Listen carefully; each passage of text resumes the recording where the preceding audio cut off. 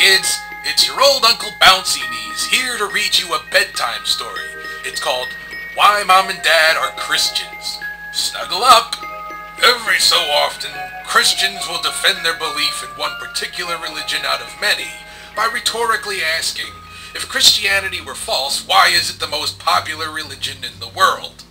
Indeed, why does 1/3 of humanity consider Scientology's Lord Xenu to be ridiculous nonsense and then go worship an invisible flying Jewish zombie with magic powers every Sunday?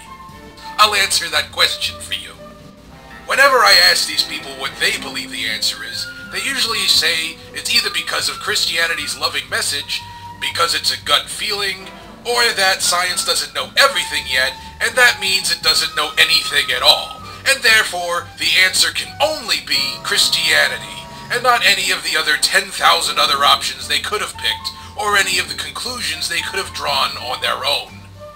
Let's be honest, if nobody told you what to believe, you'd never suddenly snap and say, "It's all so clear to me now." The reason everything is the way it is because 2,000 years ago, an invisible space genie impregnated a perfect virgin woman who gave birth to a man named Jesus, and he grew up to say nice things and perform magic tricks, and was later killed, then 3 days later came back as a zombie and flew away like Superman, and now we all have to tell him with our brains that we accept him as our savior, so he can remove an evil force from our soul in order to live forever, because 6,000 years ago, a woman made from a rib that came from a 930-year-old man made of dirt was convinced by a talking snake to eat from a magic tree.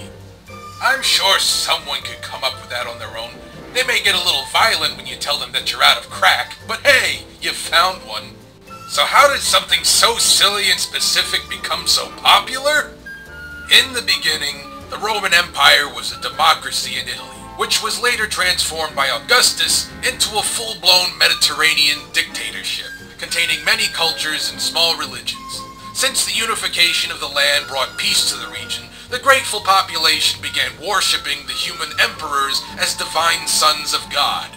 Of course, when you're an emperor who's worshipped by the people, you've got a lot of serious power. But as we all know, you can't please all of the people all of the time, so all over the Roman Empire there were hundreds of people who wanted to compete against the emperor and take power for themselves.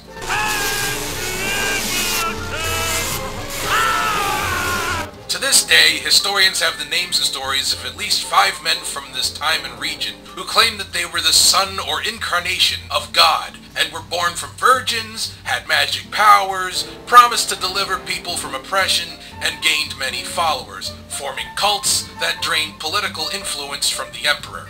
There's Apollonius of TYANA, Simon Magus, MITHRAS, Simon Bar Kokhba, and Jesus of Nazareth. Simon Bar Kokhba had followers who were so devout to him that they all cut off one of their own fingers to prove their loyalty. I bet you wouldn't do that for Jesus. So why did Jesus end up the winner of Mediterranean Idol? One word: marketing. Jesus did 2 things that the other ones did not do. 1, endorsed pacifism over war. Some of Jesus' rivals lost out because they picked battles with the Romans and lost. And 2, kiss the asses of the largest demographic of people possible, the poor. When the upper 1% is screwing you over, you'll believe anyone who tells you that you have a special hidden advantage over the rich that nobody else can disprove. That'll show 'em. Obviously, since Jesus became a threat to the emperor's power, he was considered a traitor, so they killed him. And so the campfire stories of the New Testament were born. Well, more like conceived.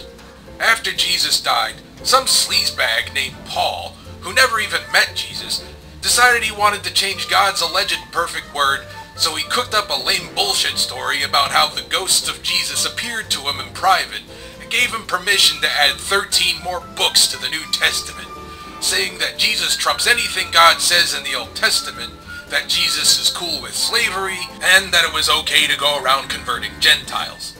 With most Gentiles being poor, oppressed, and desperate, Paul and his merry band of snake oil salesmen managed to grow the cult of Christianity to something comparable to the popularity of Scientology today. 300 years later, the Roman Empire had their first Christian emperor, Constantine I.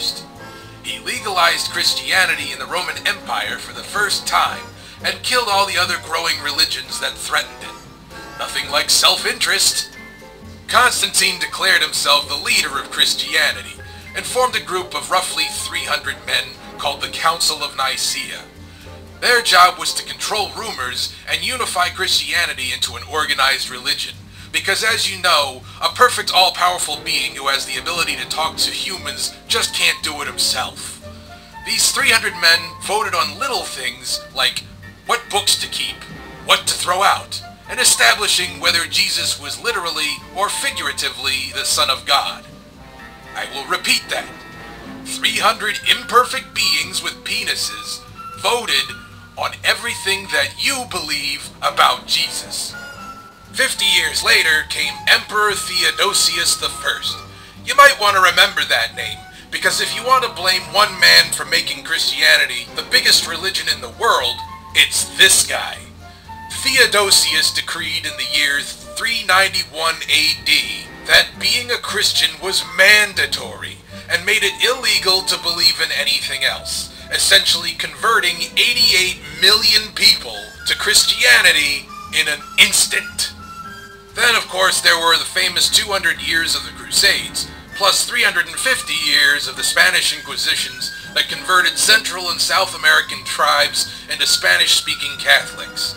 Isolated tribes in smaller countries were forced to convert to Christianity against their own will, or else they would be tortured, gutted, beheaded, and had their head thrown over a wall, and sometimes even cannibalized.